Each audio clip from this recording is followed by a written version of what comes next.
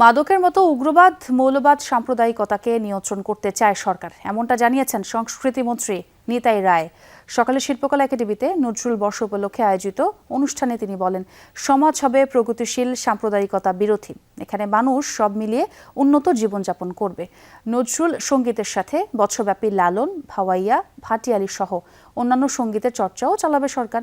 এসব বিষয়ে আয়োজন করা হয় জাতীয় পর্যায়ের প্রতিযোগিতাও। তিনি আরও বলেন, সারা পৃথিবীর মানুষ যেন বাংলা সংস্কৃতিতে মুগ্ধ হয়ে ছুটে আসতে পারে, এই নিয়ে সরকার কাজ করছে।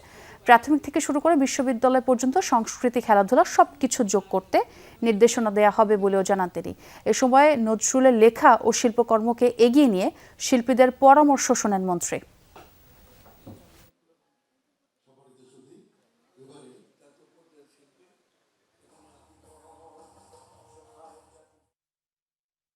মাদকটা আমাদের একটি কস্ট অফ এনিথিং, মাদক মাস্ট বি কাম ডাউন, এটাকে আমরা নির্মূল করতে চাই, মাস্ট বি মানে আউট অফ রুট আর কি, রুট আউট করতে চাই।